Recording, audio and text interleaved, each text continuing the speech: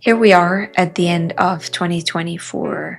This is kind of a big moment for me. I'm looking back with a lot of feelings. I put out a lot of videos this year, like last year, but this year I opened up and shared a very personal side of myself. And so I'm feeling like a retrospective of some of my favorite videos of 2024. Probably the most important video to me of the year is my visit to the Jewish Catskills. It's not just a video about the history of the Catskills, it's really about what happened on this trip to me, which was that it brought up very hard questions for me about the survival of my Jewishness after leaving Orthodoxy. Maybe because this is an issue that is relevant to me right now, that I'm thinking about right now, that I'm thinking about for my son as he's grown and leaving home, that it's a very, very personal video. I carry these messages with me in a deep crevice of my soul. This is one of the strongest internal conflicts of my life.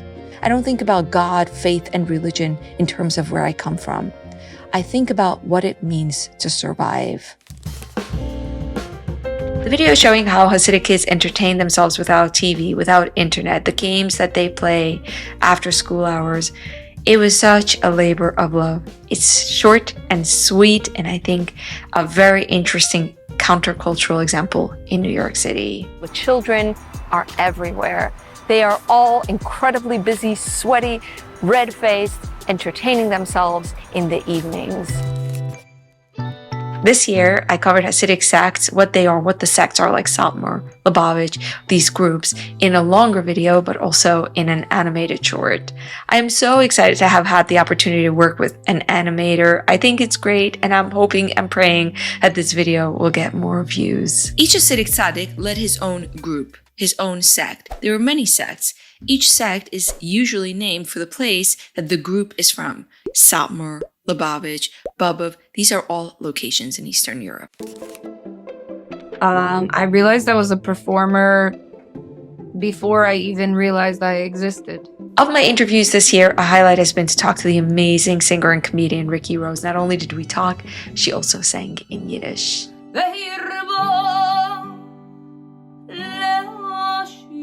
I feel like we had the kind of discussion you can only have if you come from the same world. The interview did really well, and it's been so heartwarming to see Ricky's star rise over the last year, and I can't wait to see where she goes. I've done an interview with the famous Bailey from Tichel Tuesday. Hello. My name is Bailey. Well, really, it was with a comedian, Leigh Forster. She has all of these characters, but especially Bailey, who wears a tichel and performs a bit on Tuesdays. I just had so much fun with this, and I hope it made other people laugh. A little levity doesn't hurt. And she was teaching us about Mitzrayim, and she was like, Shelo Shinu, they not changing their clothes. Slicha, you want to try my moisturizer from the Dead Sea? I was like, no way, that's real? My interview with a documentary filmmaker of Four Seasons Lodge, which is about a bungalow colony of Holocaust survivors who all connect over their shared trauma and how they fight to keep their bungalow colony alive. Actually, that interview got flagged by YouTube for mature themes. I don't understand why, but it was hidden in certain searches. It was just such a beautiful interview with a filmmaker, Andrew Jacobs, who's actually Pulitzer Prize winning writer for the New York Times, and who was so forthcoming in the interview. He welled up as he was talking about it. It was a very special interview. We have developed an ability to laugh when we should be crying because, if you have the choice, we're going to laugh or cry. Laughing is better. 9 men now facing charges after police say they dug a secret tunnel into the sanctuary of an Orthodox Jewish community in Brooklyn. I want to put a live stream on my list because one of the many I did this year, I feel like I'm kind of proud of it, and that is about the Chabad tunnel story, the story of a tunnel under the Chabad synagogue in Crown Heights. It was a story that led to so much conspiracy and speculation. It's such a crazy story, and I'm kind of glad that I last minute, not the perfect video, but at least I added my voice towards trying to bring some light to the issue. Ivana says, Dear Frida, this news is not well received here in Serbia. I'm afraid it is presented in a way that leaves space for dark insinuation, and people reading and commenting are going for it. That is the crux of the problem. I honestly, from the bottom of my heart, believe that this is a completely overblown, ridiculous non-story. So this is the shal. Of course, there is many kind of, but this is the typical Hasidic one. I had no idea how intricate Hasidic men's clothing is or are, nor had I realized how colorful the coats of Hasidic royalty is. I didn't know a lot about Hasidic men's clothing until I did this interview, a tour of Hasidic men's garb with Rabbi Mendel Hirsch Panet. This is the look of a typical Hasidic rabbi. Colorful package, white socks even in the middle of the week, and the rejvoke and the stick.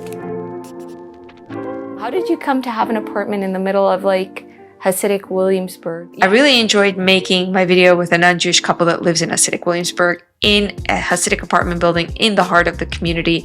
I'm so drawn to Clash of Cultures story, and this was a very, very enjoyable one. You walk into these shops without a problem? Yeah, not the bookstore, because there's nothing I could get. Everything's in Hebrew. Ready? Yeah.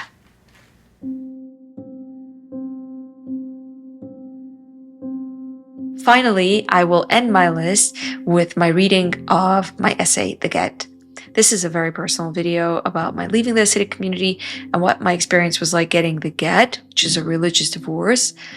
I thought about publishing this video for a long time. I recorded it actually in, I think, early 2023 or mid 2023, and thought about it for a long time before putting it out. And I thank you all so much for listening to my pain with so much openness and empathy. I stand in front of you a hug's distance. I cry quietly. A cathartic release surges and sobs as I stand here in this frightening room with you, my husband, in front of me. I end this year at a very pivotal moment. On the 3rd of the new year, I turn 40. I believe in Judaism, 40 is the year when one achieves wisdom and is allowed to study Kabbalah. Don't quote me on it. I haven't looked it up. I don't want to look it up because I want to believe it. I don't plan to study the Kabbalah, but I do hope to continue to learn and grow and seek wisdom and empathy. I thank you all so much for the gift of listening and watching. I hope there's much more to come. Please share what your favorites were of the year, of mine or other creators. It would really make me happy to see what you most loved.